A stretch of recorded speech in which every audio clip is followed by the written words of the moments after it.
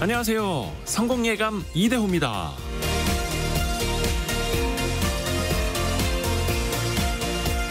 쌀로 만든 가공식품이 잘 나가고 있습니다. 올해 들어 7월까지 쌀 가공식품 수출액이 약 2,256억 원, 1년 전보다 45%가량 증가했는데요. 이대로 가면 연간 수출량도 사상 최대치를 기록할 전망입니다.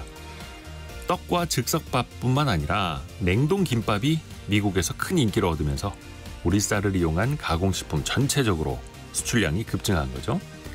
냉동 김밥의 경우에는 이걸 먹는 영상이 SNS를 통해서 세계에 알려지고 또 미국 대형마트에 입점하면서 수출이 급증할 수 있었는데요. 매운 라면에 이어서 대표적인 K푸드로 자리매김하고 있습니다. 우리나라 식량 자급률은 40% 선으로 매우 낮은 편이죠. 하지만 쌀만큼은 90% 이상, 때로는 100%를 넘으면서 그야말로 쌀이 남아 도는 상황인데요.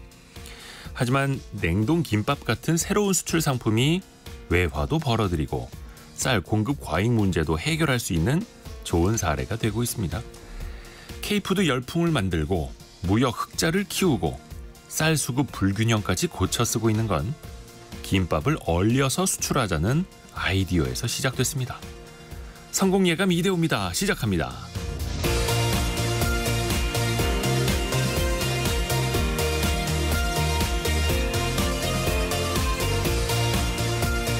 안녕하세요. 이대호입니다. 오늘은 8월 19일 새로운 한 주가 시작되는 월요일입니다. 오늘 지난 한 2주, 3주 동안 월요일 아침에 차가 많이 안 막혔었는데 오늘은 많이 막히더라고요. 휴가 시즌이 확실히 좀 끝나가고 있는 것 같습니다. 더위도 좀 빨리 끝나야 될 텐데요. 자, 건강한 하루 또 시작하시길 바라면서요. 경제 상식도 키워드리는 퀴즈 내드리겠습니다. 구독 경제하면 아무래도 이 분야가 대표적이죠. 부동의 구독률 1위는 넷플릭스죠. 하지만 구독료 인상 또 계정 공유 금지 등으로 이용자들이 좀 이탈하면서 힘이 빠진다라는 그런 지적도 나타나고 있고요. 킬러 콘텐츠 큰 거 한 방 없는 디즈니 플러스도 마찬가지입니다. 대신에 최근에는 티빙, 웨이브, 또 쿠팡플레이 등 국내 토종 플랫폼들이 스포츠 중계를 늘리면서 또 이용자를 끌어모으고도 있죠. 지상파나 케이블 TV가 아니라 인터넷으로 영화, 방송 등 디지털 콘텐츠를 보는 방식을 뭐라고 할까요? 이 온라인 동영상 서비스 업체를 뜻하는 이 알파벳 세 자를 보내주시면 됩니다. 이게 오버 더 탑의 약자입니다. 예, 강력한 힌트. 오버 더 탑의 약자. 셋톱박스, 수신 단말기. 이 셋톱박스가 없어도 되는 인터넷 동영상 서비스. 많이 들어보셨을 겁니다. 자, 짧은 문자 50원, 긴 문자 100원이 되는 샵 9730으로 보내주시면 되고요. KBS 콩 어플리케이션도 항상 열려 있습니다. 추첨을 통해서 다양한 선물 보내드리고 있고요. 유튜브를 통해서도 언제든지 함께 하시죠. 성공예감 이대호입니다. 자주 검색하시면 성공이 가까워집니다.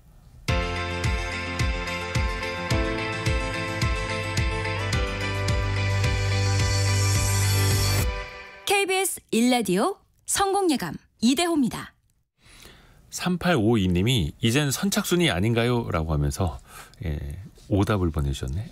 이거 OTP라고 보내주셔가지고 이 OTP는 왜 금융 관련 거래할 때 일회용 비밀번호 생성기를 OTP라고 하는데 아이고 오타가 있었습니다. 그리고 원래도 선착순이 아니었습니다. 그냥 제가 몇몇 분들을 먼저 좀 말씀드렸던 거였죠. 그리고 7426님이 방송 511일째라고 알려주세요. 저도 모르는 거를 어디 또 체크를 해주고 계시네요. 어플리케이션 이런 것도 잘 나와 있어서 그런가 보다. 26년 12월 21일이 1000일째 되는 날이라고. 아이 감사합니다. 또 커피를 그때 쏘신다는. 아닙니다. 저희가 쏴야죠. 고맙습니다. 그때까지 열심히 해야죠. 감사합니다. 뭔가 또 여러분하고 연애하는 기분인데. 자, 오늘의 경제 뉴스.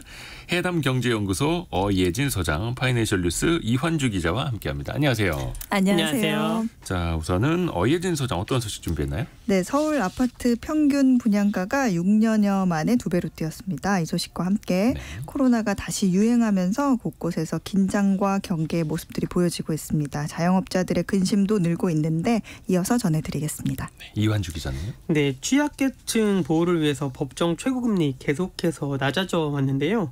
이 기간에 불법 사금융 시장이 커졌다는 소식 하나 준비했고요. 오픈마켓 알레츠 폐업 소식과 소비자원의 팀F 관련 후속 조치 소식도 준비했습니다. 네. 자, 어예진 소장이 준비한 소식. 진짜 작년이랑 올해랑 분위기가 이렇게 다릅니다. 네. 계속해서 부동산 가격 관련된 기사가 지금 빠지지를 않는데 거의 매일이요.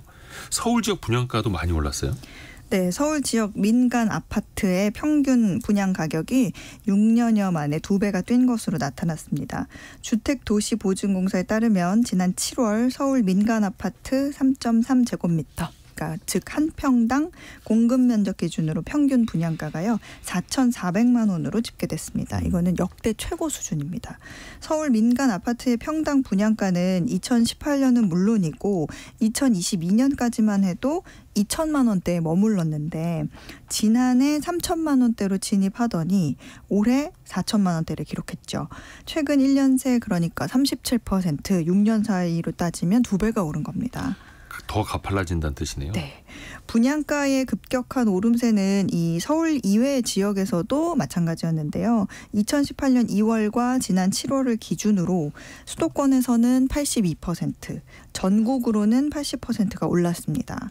5대 광역시와 세종시는 이보다 더 높은 89%를 기록했고 나머지 지방의 아파트 평균 분양가도 6년 새 72%가 올라서 서울 외 지역에서도 1.7에서 1.8배가 올랐습니다.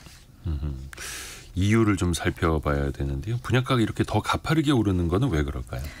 일단 우리가 민간 아파트 평균 분양 가격을 계산할 때 이 공표 직전에 12개월간의 분양가를 평균해서 구합니다. 그런데 초고가 단지 분양이 잇따라서 나오게 되면 그 평균 가격이 오를 수 있죠. 그런데 이 최근 서울 강남권에서 분양 물량이 꽤 있었거든요. 그래서 이게 평균값을 올린 요인 중 하나로 분석이 되고요. 다만 이제 또 분양가에 영향을 주는 기본 요소 중 하나가 원자재, 인건비 이런 거거든요. 최근 원자재 가격과 인건비 상승 같은 이런 공사비 상승 요인이 또 있어서 분양가 상승세는 당분간 계속될 가능성이 있다는 게 업계 분석입니다.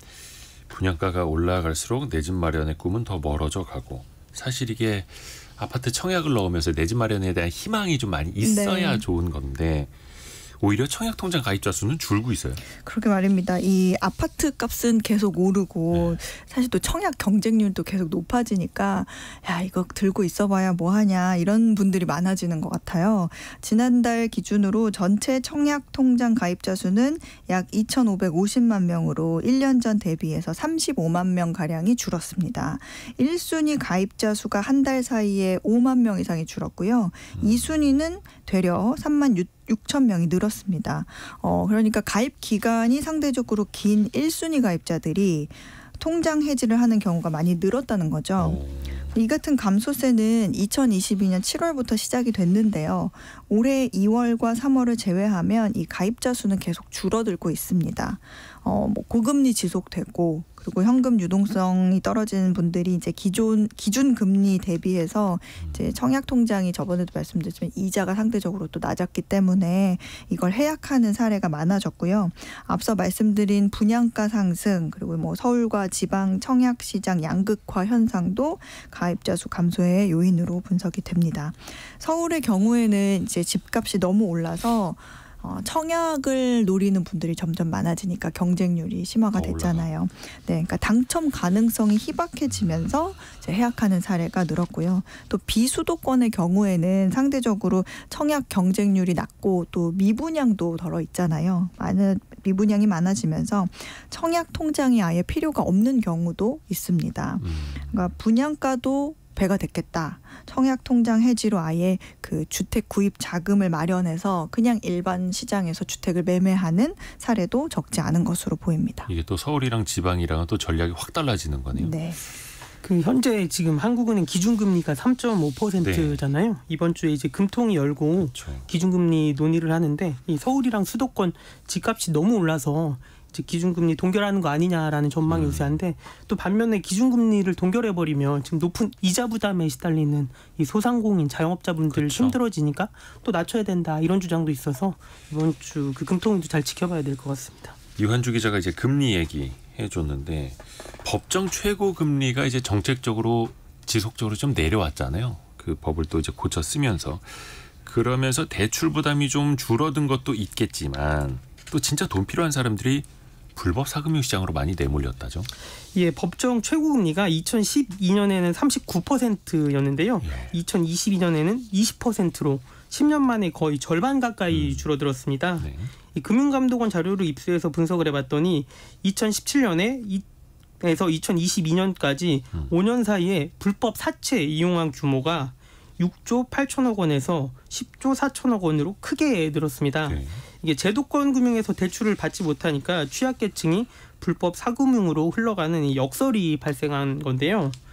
불법 사금융 이용자 숫자도 2018년 말에는 41만 명이었는데 2022년에는 82만 명으로 4년 사이에 2배 가까이 늘었습니다. 이 기간의 법정 최고금리는 24%에서 20%로 낮아졌는데요. 이 이유가 이 수익성이 낮아진 대부업체가 자체 폐업을 하거나 아예 대출 자체를 꺼리게 되면서 이제 이용할 곳이 없는 분들이 이쪽으로 흘러간 거다라는 분석이 나오는데요. 2017년에는 약 250만 명이 대부업체를 이용했지만 5년 만에 100만 명으로 줄었습니다. 실제로 대부업체 관계자도 법정 최고금리 인하로 수익성이 악화됐고 이 조달금리가 상승하면서 일부 대부업체들이 신규 대출을 아예 중단했다라고 토로를 했는데요. 법정 최고금리 인하로 금융 취약계층이 불법 사금융으로 빠질 수 있다는 지적이 과거부터 있어 왔는데요. 반면에 법정 최고금리가 인하가 되면서 일부 차주들이 카드론이나 햇살론 등 정책 금융 상품으로 유입됐다는 이 긍정적인 연구 결과도 있었습니다. 따라서 법정 최저금리 인하의 역효과 혹은 긍정적인 효과를 분석하기 위한 체계적인 연구가 필요하다는 지적이 나오는데요. 방금 말씀드린 게 인과관계라기보다는 사후적으로 그렇더라라는 거잖아요. 뭐 실업률이나 뭐 경제 이런 것도 영향을 미칠 수 있으니까요. 그래서 이제 금융감독원이 2017년부터 매년 불법 사금융의 실태 조사를 하고 있는데요. 이 금감원에서 언론에 이 결과를 2018년까지만 공개를 하고 그 이후부터는 이제 공개를 하고 있지 않은데 그만큼 이제 불법 사금융이 많으니까 좀 정부에서 부담이 되는 거 아니냐 이런 시각도 있습니다.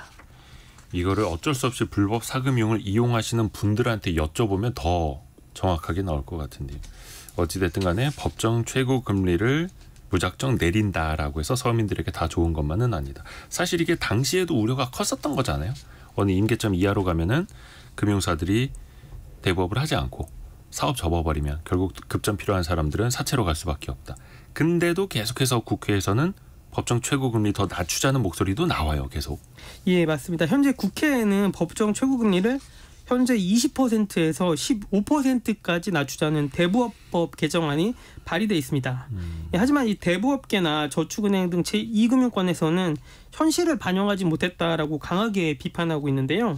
현재 저축은행의 중금리 신용대출 평균금리가 약 11%에서 17% 정도 됩니다.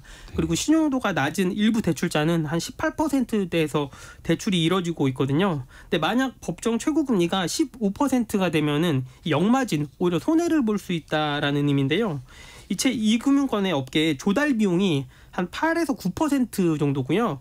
10명이 빌려가면 3-4명은 갚지 않는다라고 합니다. 이게 부실률이라는 건데 그렇죠. 이 조달 비용과 연체율, 부실률을 고려하면 현재 원가가 10% 후반에서 20%대라는 겁니다. 수익성이 악화되면서 실제로 등록 대부업체 숫자와 금액도 줄어들었는데요. 2018년에 13조 원에 가깝던 대부업 신용대출이 지난해에는 8조 원 가까이 줄었습니다. 물론 기준금리와 비교해서 6배가 넘기 때문에 법정 최고금리 낮춰야 한다라는 주장도 있는데요. 여기에 대해서 한국개발연구원 KDI가 대안을 내놨는데 법정 최고금리를 고정하면 취약가구 대출이 제약될 수 있는 만큼 법정 최고금리와 시장금리를 연동하는 것이 필요하다라고 밝혔는데요. 이 정부에서 또 정책금융을 통해서 서민을 위해서 지급 보증을 해주고 이 위험한 차주를 줄여주는 방식으로 좀 정부가 나서야 한다라는 제언도 나오고 있습니다. 이게 언제까지 참 정부가 나서기도 쉽지 않고 시장에서 좀 자생적으로 돌아갈 수 있는 구조를 좀 더 연구를 좀 해봤으면 하는 바람도 가져봅니다. 왜냐하면은 법정 최고 금리를 마냥 낮춘다라고 해서 좋은 건 아니다라는 걸 또 어떻게 보면 역설적으로 그 덕분에 시장 경제의 중요성을 또 체감하지 않았습니까? 자, 어이해진 서장에게 갑니다. 코로나가 다시 유행하고 있는데 진짜 주변에서도 많이 걸리시는 분들이 나타나고 있어요. 네, 맞아요. 뭐 한동안 뭐 못 만났던 분들 안부를 물으면 뭐 코로나 때문에 굉장히 고생했다 이런 얘기 종종 듣는데 질병관리청에 따르면요. 8월 둘째 주 코로나로 병원에 입원한 환자가 1,300여 명으로 7월 첫째 주 90명 대비해서 약 14배 가까이 늘어난 것으로 나타났습니다. 이 중에서는 65세 이상 환자가 대부분이기는 했는데요. 이제 수치만 놓고 보면 지난 2월 유행의 정점을 넘어선 상황입니다. 코로나 치료제 주간 사용량을 봐도 7월 마지막 주에 4만여 명분을 썼는데 이게 한 달 전과 비교하면 또 33배가 늘어난 양입니다. 코로나가 이 4급 감염병으로 등급이 낮아져서 아마 비공식 확진자는 더 많을 것 같아요. 이렇다 보니까 뭐 기침이나 발열, 두통 이런 증상이 있어도 코로나 검사를 받는 사람은 예전보다 확실히 줄었습니다. 뭐 의심 증상이 있어도 감기려니 하고 견디는 사람도 적지가 않은데요. 방역 당국은 방학이나 휴가철이 끝나는 8월 말이 되면 코로나 확산이 절정에 이를 것으로 전망합니다. 하고 전염병 취약 공간에 대한 점검 등 대책에 나서고 있습니다. 그러나 당장은 이 코로나에 걸린다고 해도요. 네. 격리 의무가 이제는 없고요. 그렇죠. 그리고 또 권고 사항이기 때문에 뭐 학교나 직장 이런 밀접 환경에서 코로나 환자가 더 늘 수 있는 환경이긴 합니다. 또 직장에 따라서 아파도 출근을 해야 하거나 네. 자기 휴가 쓰면서 쉬어야 되거나 맞습니다. 그런 경우도 있는 거고 또 뭐 이제 다 지나갔는데 뭐 이렇게 또 가볍게 생각하시는 분들도 있는데 일단 걸리면 아프다는 거, 힘들다는 거. 네. 또 걱정이 되는 게 이 코로나 때문에 안 그래도 힘든 자영업자분들이 더 힘들어질 수도 있잖아요. 맞습니다. 이 자영업 하시는 분들은 뭐 걱정이 될 수밖에 없는 분위기죠. 네. 뭐 식당이나 카페 이런 매장에 가보면 직원들이 다시 마스크를 착용한 모습 많이 볼 수 있고요. 또 손 세정제도 다시 꺼내놓고 또 코로나 확산을 경계하는 그런 모습들을 볼 수 있습니다. 언론에 보도된 자영업자들의 이야기를 좀 보면 단체 손님 문의가 급격하게 줄어들었다 이런 분도 계시고 또 전염 가능성을 낮추기 위해서 지금 굉장히 덥잖아요. 이 더운 날씨에도 문을 활짝 열어놓고 장사를 하는 분도 있다고 합니다. 사실 전기요금 인상은 굉장히 부담인데 이 전염을 생각하면 그렇죠. 환기시켜야죠. 네, 자주 환기를 하는 것이 더 낫다 이런 판단인 거죠. 또 그리고 요즘 보도되는 뉴스들을 보면 뭐 이런 기사도 있기는 합니다. 뭐 최저임금 인상이 부담을 줘서 고용을 줄였다 이렇게 답한 곳은 오히려 적어졌다 이런 얘기가 있고요. 또 그러니까 고용주든 구직자든 큰 영향은 없다 이런 설문 결과도 있는데요. 문제는 이번에 또다시 코로나가 유행을 하게 되면 폐업을 고려하는 자영업자들도 있다는 겁니다. 장사도 뭐 코로나 이전만큼 잘 되지 않거나 뭐 여전히 코로나 당시에 받았던 대출을 갚고 있는 상황에서 또 물가부터 뭐 금리, 공공요금 이런 게 다 올랐으니까 다시 이런 대유행 상황이 오면 버틸 여력이 없을 것 같다 이런 얘기죠. 그러니까 차라리 폐업을 하고 실업급여를 받는 게 나을 것 같다는 반응도 있었습니다. 조상현 님이 요즘 왜 이렇게 장사가 안 되는지 한숨이 절로 나옵니다. 참 먹고 살기 힘들어요. 이렇게 보내주셨는데 지난 2분기 우리나라 소매 판매가 17개 시도 지역에서 글로벌 금융위기 이후에 가장 많이 악화됐다라는 데이터도 나온 바 있고 많은 분들이 또 힘들어하시는 게 사실 현실이기도 합니다. 좀 나아지는 소식이 들려야 될 텐데 자 이환주 기자가 준비한 얘기도 이게 티맵프 이야기입니다. 티모 위맵프에서 판매된 상품권으로 피해를 보신 분들 일단 집단 조정 절차에 들어갔어요. 예, 한국소비자원은 티몬과 위메프에서 이 상품권과 기프티콘을 구매하고 환불받지 못한 소비자를 대상으로 오늘부터 27일까지 집단 분쟁 조정 참여 신청을 받는데요. 이에 앞서서 이미 여행이나 숙박, 항공권과 관련해 조정 신청을 받았고 9,000명이 신청을 했는데 한국 소비자원 역사상 최다 기록입니다. 이 상품권 피해자는 이를 넘어서 한 10,000명 가까이 될 것으로 보이고요. 이 소비자원의 집단 분쟁 조정은 동일 유형의 피해자 수가 50명 이상일 때 진행을 할 수가 있고요. 이 조정 신청은 소비자원 홈페이지에서 가능합니다. 한국 소비자원도 좋은 곳이기는 합니다만 집단 조정이라는 게 말 그대로 조정이잖아요. 이게 양측이 합의를 해야만 성립이 또 되는 거고 집단 분쟁 조정을 신청하면 돌려받을 수 있습니까, 이 돈은? 예, 일단 2007년에 집단 분쟁 조정 제도가 도입된 후에 약 200건의 조정 신청이 이루어졌거든요. 네. 이 조정안이 마련된 사건이 한 절반 정도고요. 여기서 실제 조정까지 된 사건은 43%였습니다. 쉽지는 않다라는 얘기고요. 그렇죠. 그럼에도 진행하는 건 법적 구속력은 없지만 당사자 간의 합의가 이루어지면 법원의 확정 판결과 동일한 효력으로 민사소송 대비 시간과 비용은 절약할 수 있는 효과가 있습니다. 이 집단 분쟁 조정 성공 사례를 살펴보면 2020년에 코로나 당시 칸쿤 항공권을 예약했다가 여행사에서 환불받지 못한 사태가 있었고요. 2022년에 환경 호르몬이 검출된 아기 욕조 사태가 있었는데요. 이 조정이 이뤄지면서 이 환불을 받았고 배상금도 받았습니다. 집단 분쟁 조정은 이의제기나 재심 절차가 없기 때문에 피해자들이 결과를 수용하지 않으면 집단 손해배상 청구 소송으로 이어질 수도 있는데요. 2021년에 발생한 이 머지포인트 사건 기억하실 텐데 이때도 조정안이 나왔지만 사업자가 거부해서 성립되지 않았고 이 피해자들은 이 손해배상 소송을 진행을 했습니다. 그렇죠. 사실 이게 그 업체가 환불해 줄 수 있는 여력이 있어야 되는 거고 또 사업 자체가 잘 유지되고 있어야 조정도 할 수 있는 것 아닙니까? 양측이 합의를 해야 되니까. 또 최근에는 인터파크 커머스도 기업 회생을 신청을 했어요. 이렇게 되면서 이제 큐텐그룹 3사가 다 법원의 회생 여부 판단을 기다리는 상태인데 이게 또 다른 업체까지도 문제가 또 불거지고 있나 봐요. 예, TMF 사태로 소비자들의 심리가 악화되면서요. 재무 건전성이 낮은 중소형 이커머스 업체의 추가 미정산 사태가 이어질 수 있다는 우려가 나왔는데요. 실제로 가구나 주방용품 등을 주로 판매하는 오픈마켓 알레츠가 이 주말 사이에 폐업을 고지했습니다. 이 알레츠 입점 업체들은 정산을 받지 못했다면서 피해를 호소하고 있는데요. 앞서 정산 지원 사태를 일으켜 현재 법정 관리에 들어간 이 TMF 사태와 거의 흡사한 상황입니다. 알레츠 역시 정산주기라고 하죠. 소비자가 돈을 입금하고 판매자가 플랫폼을 통해 판매 대금을 받는 기간이 60일에 달하는데요. 이 입점 업체들은 제품을 이미 보냈는데 7월에 판매한 제품에 대해서 아직도 정산금을 받지 못하고 있는 상황이고요.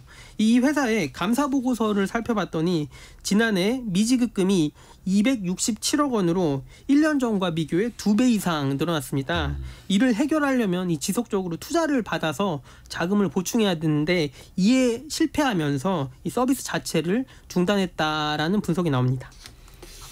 그래서 지금 정부에서도 이 이커머스 업체들의 정산 주기를 좀 앞당기는 방안도 제도 개편을 논의하고 있고 또 판매자들도 그렇고 소비자들도 그렇고 이 기업이 얼마나 믿을 만한 회사인가 감사 보고서를 봐야 되는데 그것도 1년에 한 번 나오고 또 그것도 어느 정도 외부 감사를 받을 수 있는 정도의 덩치가 돼야만 감사 보고서가 1년에 한 번 나오다 보니까 이걸 중간중간에 좀 투명하게 알 수 있는 방안도 좀 필요해 보입니다. 다만 또 그렇게 되면은 유통 강자 위주로 큰 업체 위주로 또 쏠림 현상이 생기지 않을까라는 생각도 들게 되고요.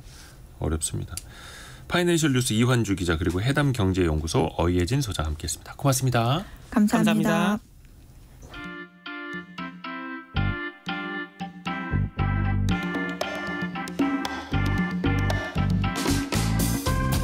지금 여러분께서는 KBS 일라디오 성공예감 이대호입니다를 듣고 계십니다.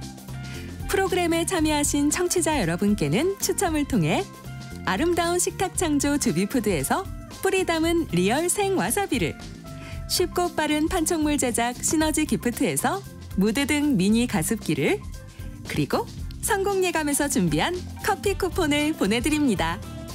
당첨자는 성공예감 이대호입니다 홈페이지에서 확인하세요. 경제상식 퀴즈 한 번 더 내드리겠습니다. 알파벳 세자입니다. 알파벳 세자. 뭐 넷플릭스, 웨이브, 티빙, 디즈니 플러스 등 구독료만 내면 때와 장소에 관계없이 원하는 콘텐츠를 찾아서 볼 수 있는 뭐 온라인 동영상 서비스죠. 온라인 동영상 서비스의 약자는 아니고 그 이름의 어원은 오버 더 탑. 그러니까 여기서 탑은 옛날에 우리가 셋톱박스 이렇게 하지 않았습니까? 그 왜 유선이라고 해서 유선줄을 끼우면은 TV가 나오도록 해주는 그런 셋톱박스. 근데 이 서비스는 오버 더 탑. 그 셋톱박스가 없어도 되는 서비스죠. 인터넷만 있으면 되는. 그래서 이제는 또 무선으로 인터넷 선이 없어도 언제 어디서든 다양한 동영상 서비스를 볼 수 있다라는 건데요. 또 최근에는 워낙 수요자들도 많다 보니까 이 분야의 공급 기업들도 많아지고 있죠. 그래서 더 나은 콘텐츠를 만들기 위해서 드라마 하나에도 뭐 엄청난 돈을 쏟아붓고 있고요. 그래서 장기적인 수익성도 지속 가능성도 또 위협받고 있는 이 산업이기도 합니다. 김도형 님이 구독하고 나면 볼 게 없어지는 신기한 서비스 이렇게. 그렇죠. 그래서 요거를 이제 구독했다가 끊었다가 또 이렇게 하시는 분들 계시죠. 5230님 나의 구독 1위는 성공 예감 2위가 이겁니다. 이야 5230님한테는 커피 쿠폰 좀 더 진하게 타드리면 안 되나? 아이 감사합니다. 그리고 4614님이 여러 개 가입하고 싶지만 너무 비싸요. 하나만 가입해서 돌려봅니다. 하지만 성공 예감 이대호입니다는 절대 돌려 듣지 않고 집중해서 들으신다고. 아이 감사합니다.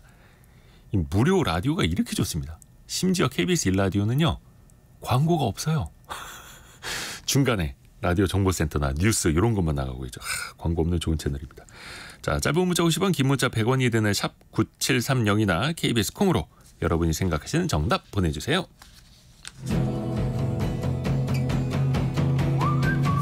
오늘의 움직임에 주목하고 세상의 흐름을 놓치지 않습니다. 여러분의 내일을 응원하며 성공의 열쇠를 함께 찾아갑니다. 성공 예감 이대호입니다.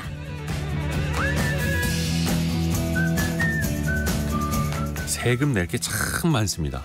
특히 지방세 중에서도 참 다양한 게 때때로 시시때때로 막 날아오는데요. 그런데 세금을 좀 감면해 주는 측면도 있습니다. 저출생에 대응하고 또 지역 경제에 활력을 불어넣기 위해서 달라지는 것들이 있다고 하는데요.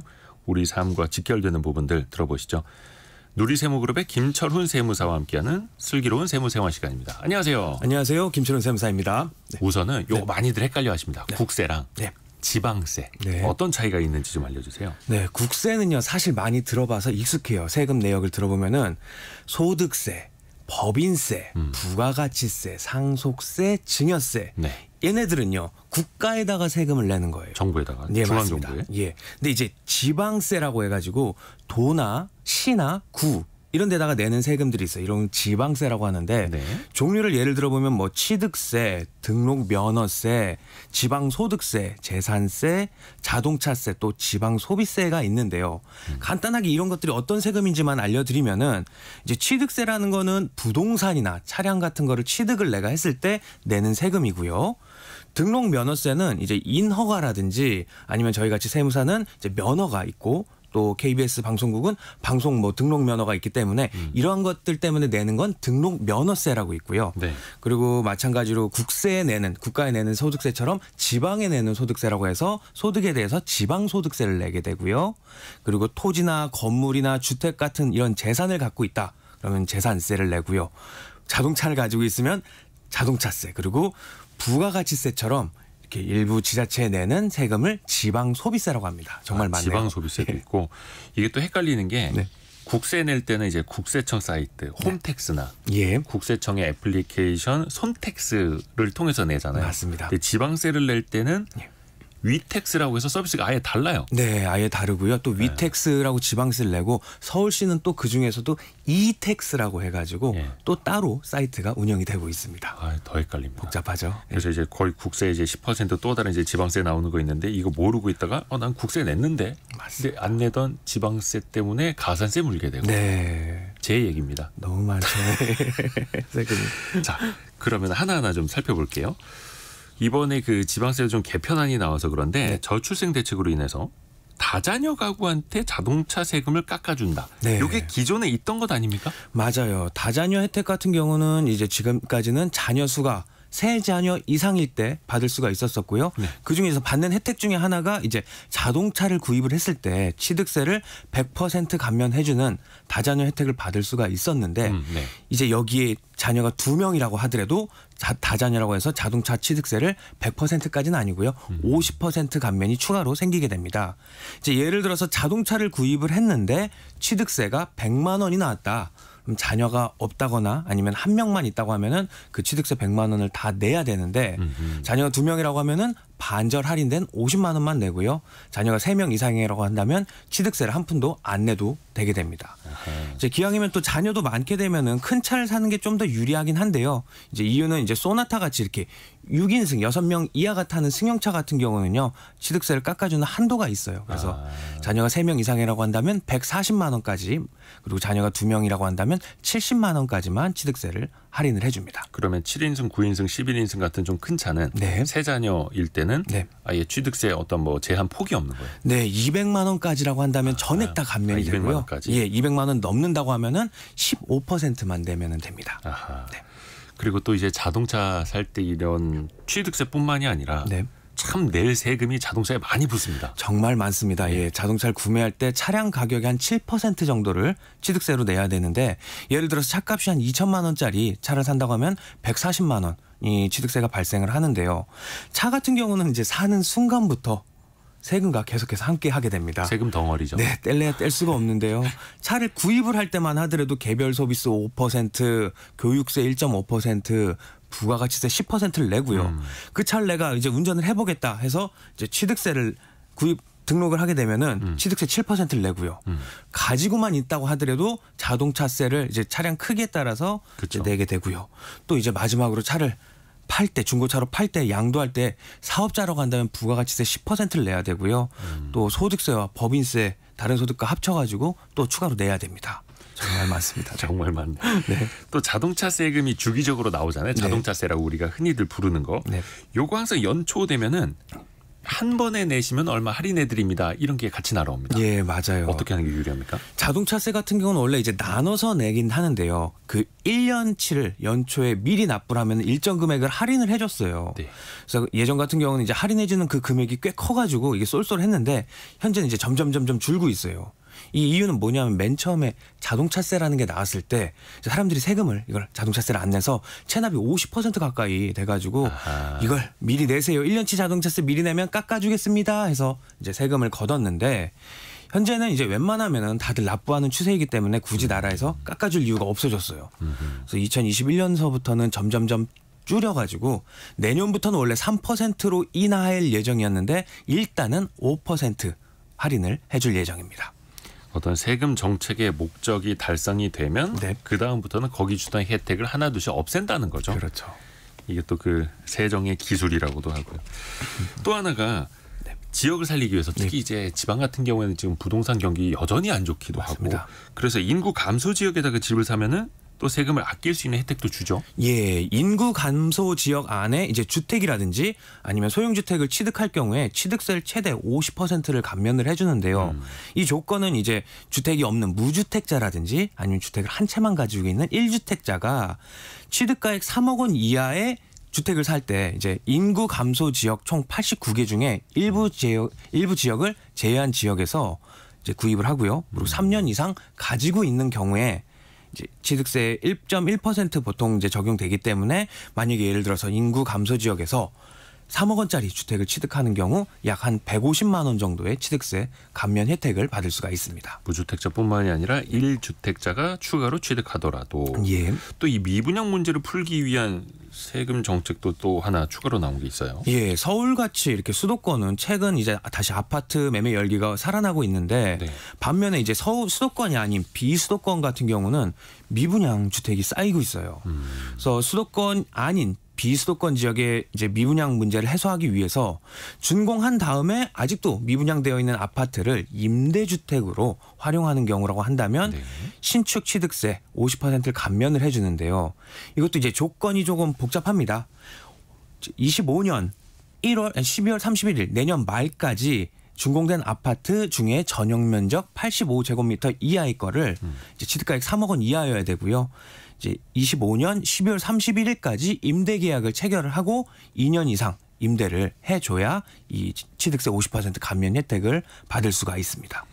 전용 면적 85제곱미터 이하는 좀 이해가 가는데 네. 취득가액 3억 원 이하라면은 예. 저기 지역 중에서도 맞습니다. 아주 좀 저렴한 지역에만 해당이 될 수도 있겠네요. 네, 맞아요. 또 태어나서 처음으로 집을 사는 사람들에 대한 혜택도 커집니까? 네, 이렇게 생애 최초로 주택을 사는 사람에게 이제 최대 200만 원까지 취득세를 감면을 해줬는데요. 네. 이 200만 원을 올려서 최대 300만 원까지 감면을 해주고요. 그리고 아파트를 제외한 소형 주택 또는 저가 주택에서 세입자로 살고 있다가 이런 걸 구입을 할 때에도 생애 최초 주택 감면 자격을 계속해서 유지를 하게끔 해주었습니다. 자, 그리고 지역에서 기업을 운영하는 분들이 받을 수 있는 혜택도 생기는 게 있어요. 예, 이제 기존의 수도권 안에서도 특별하게 이제 인구가 많거나 법인이 많거나 하는 지역을 수도권 과밀 억제권역이라고 하는데 네. 이 안에 있는 법인이라든지요, 이 안에 있는 공장이 지방으로 이사를 가게 되잖아요.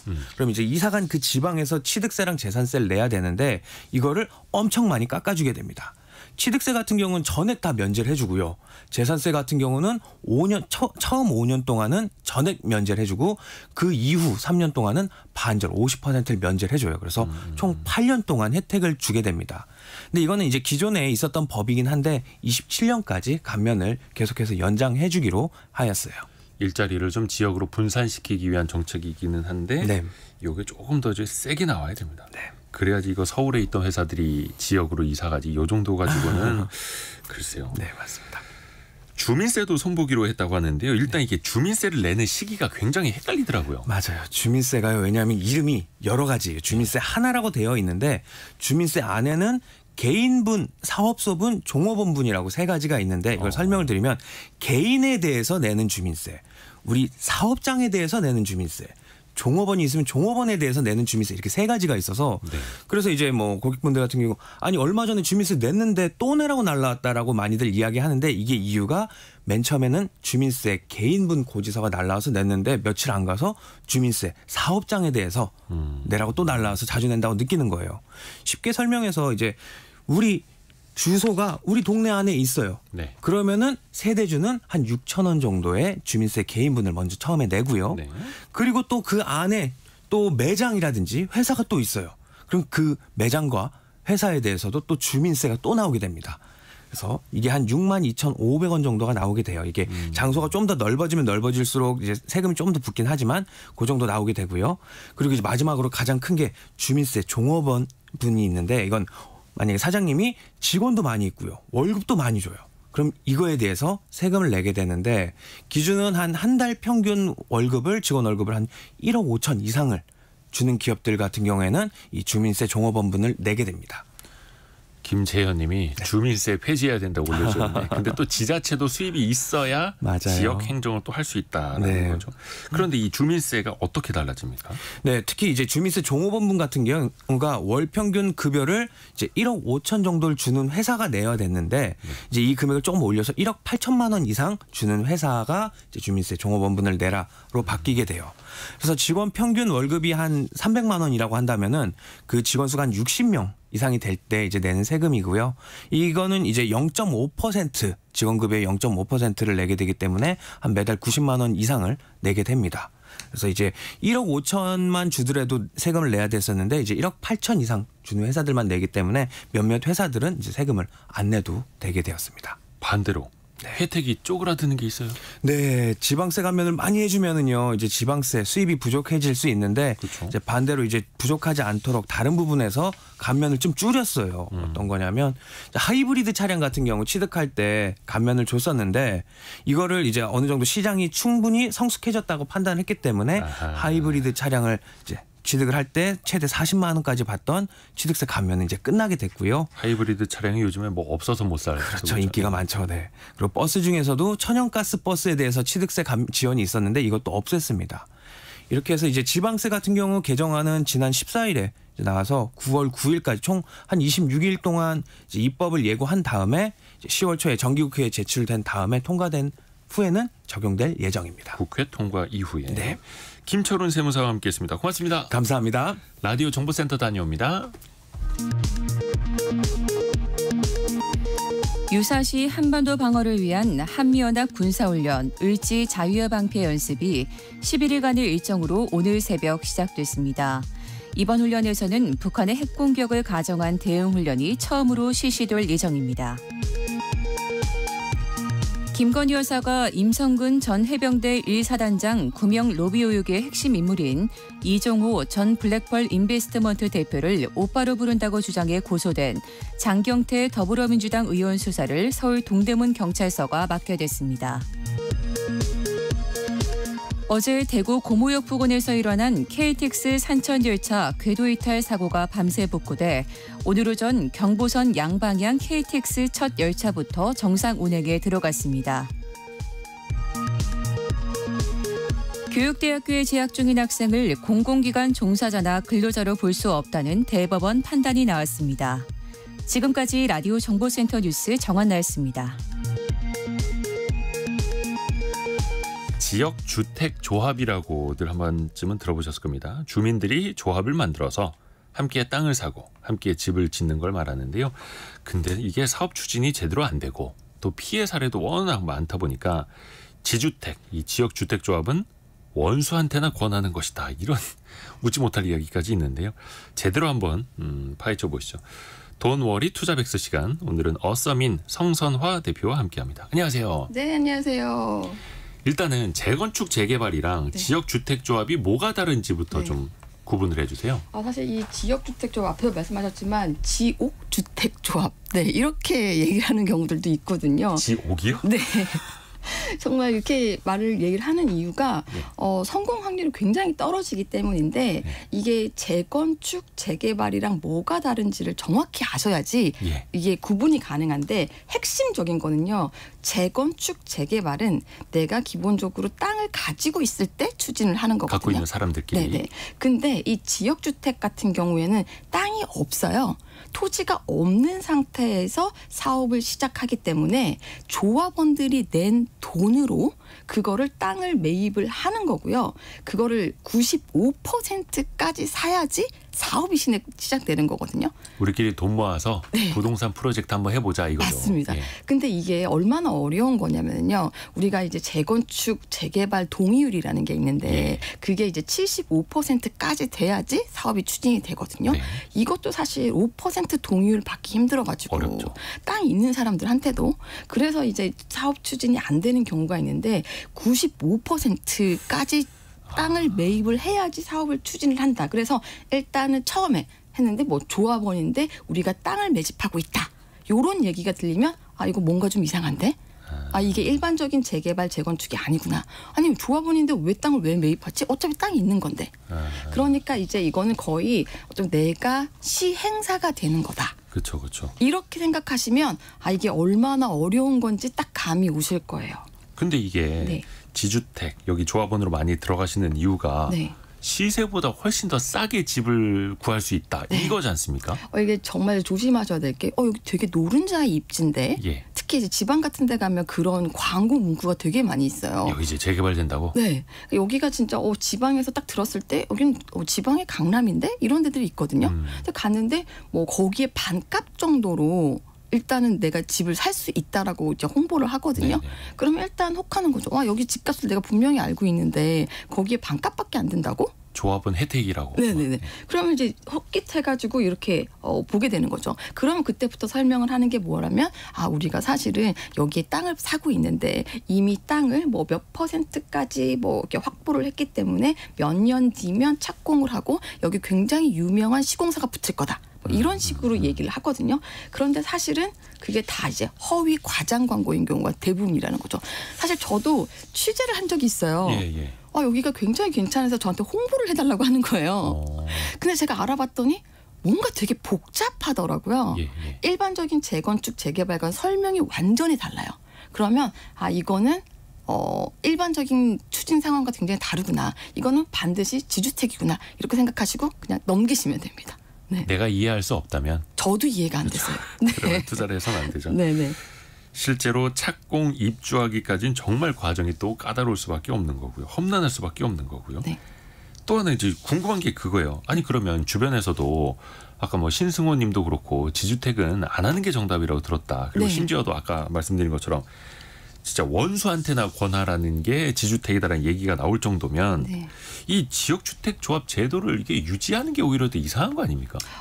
그렇기 때문에 지금 이거 피해가 원체 많다 보니까는요. 이거를 이제 계속 유지를 해야 되나 제도를 개선해야 되는 그런 움직임도 있었긴 했었거든요. 그리고 사실 뭐 8개 광역 지자체가 2010년도에 정부한테 지자체 제도를 폐지하자 이런 건의도 있었는데 이 지주택 제도 자체를 없애자라고. 네. 근데 이게 사실은 처음에 이제 시작을 한 게요. 네.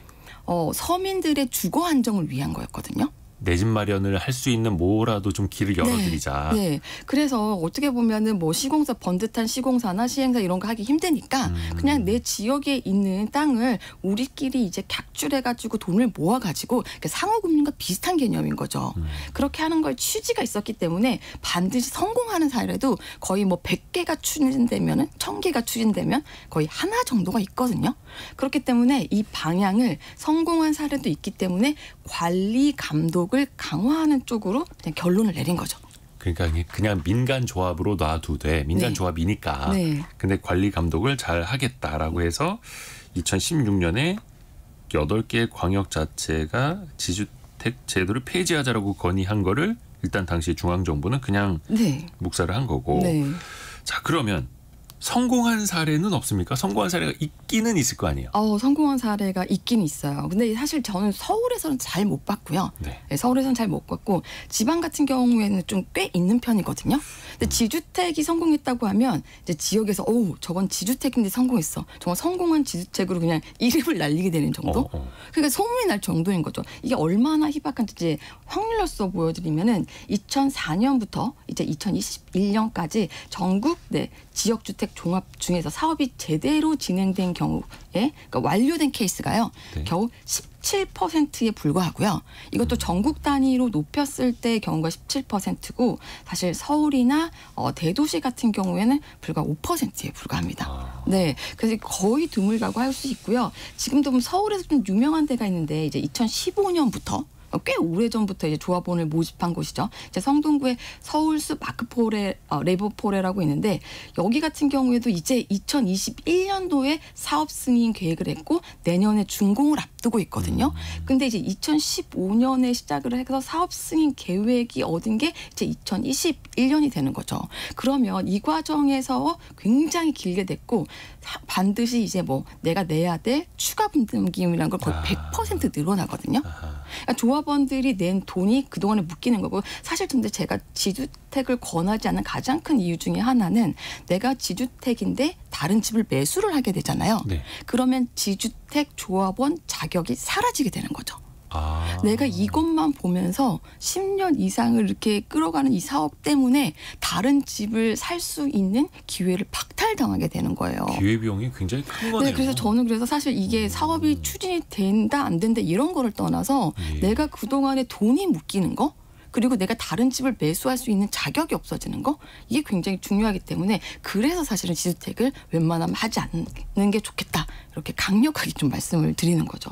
김홍태님이 네. 배보다 배꼽이 더 크다고 추가 분담금 때문에 분양가보다 더 주고 들어간다는 또 사례도 이야기를 해주셨고요. 그런 경우가 비일비재하고요. 처음에 뭐 그냥 4억이라고 얘기했는데 뭐 6억, 10억 이렇게 늘어날 수도 있거든요. 그 사이에 또 내 집 마련의 기회는 계속해서 네. 놓치게 되는 거고. 그리고 사실 중요한 게 이게 정확한 정보를 이제 공개를 할 의무가 지주택한테는 없어요. 아 그래요? 네. 그렇기 때문에 조합원들이 이걸 요구한다고 하더라도 그런 정보를 숨기는 경우 굉장히 많거든요. 그래서 이게 일반적인 재건축이나 뭐 재개발처럼 투명하게 절차가 진행되지 않고 그 과정에서 사기를 당하는 경우도 되게 많고 제가 봤을 때 이제 취재를 했을 때 좀 얘기했던 인상적인 멘트가 내가 여기에서도 성공했고 저기에서도 성공했다 이런 멘트를 굉장히 많이 하거든요. 그 이유 중에 하나가 다른 곳에서 일단 성공 케이스를 만들고 처음부터 여기가 뭐 안 되는 지역들 있잖아요. 뭐 토지 매입이 안 된다든지 사업이 안 된다든지 이런 지역에 먼저 가서